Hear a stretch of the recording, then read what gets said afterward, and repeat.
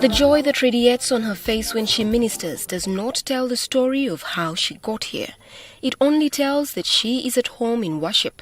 But there is another story to her, and that story birthed a ministry, Heart to Heart, that is helping over 150 young mothers and children.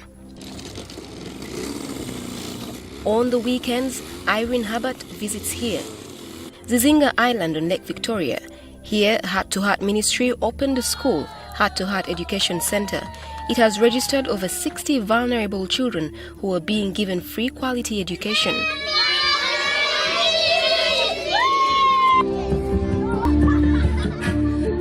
And when she isn't at the island, she is at a village called Cheo in Kachiri, where she meets young mothers and teenage school dropouts.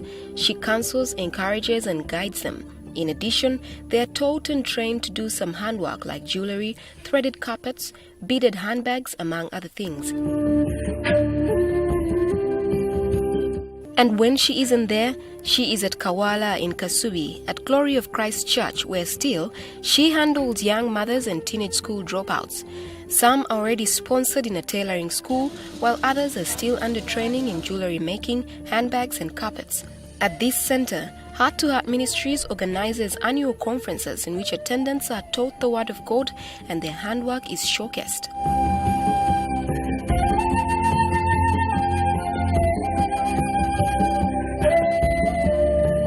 This is the story she so badly wants to share with us.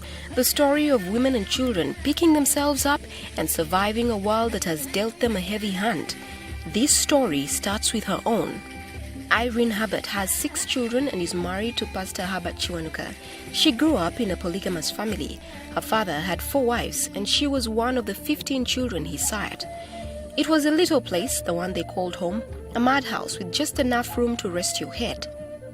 In her teenage years, her mother passed on, but not without leaving her help. The help came in the form of the gospel. She had spoken to Irene about Christ, and that is who Irene began to heavily lean on when the days were too much for her. She left me with my siblings, and one of my siblings, she was sick. She had heart problems, liver, kidney. And by that time I had no money. She used to feel sick all the time. It was me to take care of her, taking her to the hospital, and she did not make it.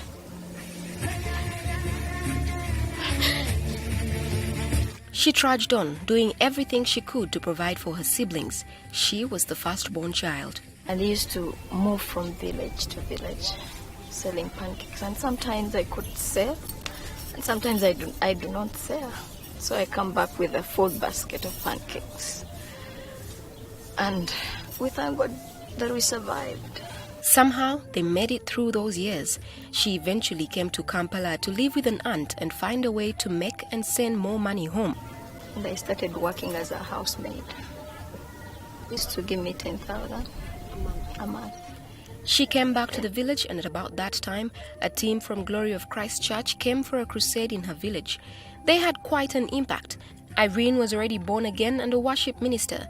They loved her and took her with them. She started serving in the worship team at the church, where she later met and married Pastor Hubbard Chiwanuka. A new role carried great responsibility.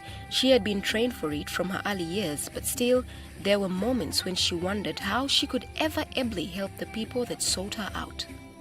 The harrowing stories of desperate women and children, abused and homeless, were the beginning. She knew that while to just listen and counsel was useful in its own way, more had to be done, and the burden sat heavy on her heart. And another girl came to me. She told me that she had her 6 uncles at the age of 8. Those 6 uncles used to rape her every day. The girl started falling sick, and her friends advised her to go to the hospital. When she went to the hospital, the doctor told her that, you know what, girl? Number 1, you're pregnant. And number 2, you're HIV positive. The load was too heavy. The stories hit too close to home. Many children are there suffering. They don't have food. They don't have good education, quality education. They don't have shelter. But they need someone whom they can, lean on. What she didn't have in her childhood, she wants to give. So I went and prayed, and God gave me a name of the ministry, Heart to Heart. The ministry was born. She got a team together, and so far they have done what they can, budget constraints notwithstanding. We train our girls what we call life skills, how to make jewelries, tailoring, books, so many things. So that's where we get the opportunity to showcase our things. Even we also put modeling competitions. They want to do more. Just now, the numbers grow by the day, and the facilities they have can only hold so many and do so much. Irene has a dream. I see big schools, primary schools, secondary schools, university. We don't have a land.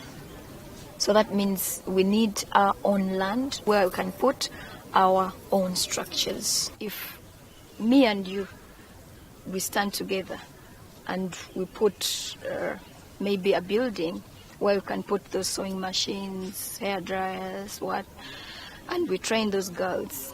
Number one, we'll be helping them to earn a living. Number two, they'll be able to take care of their children, to buy for them milk, even to take them back to school.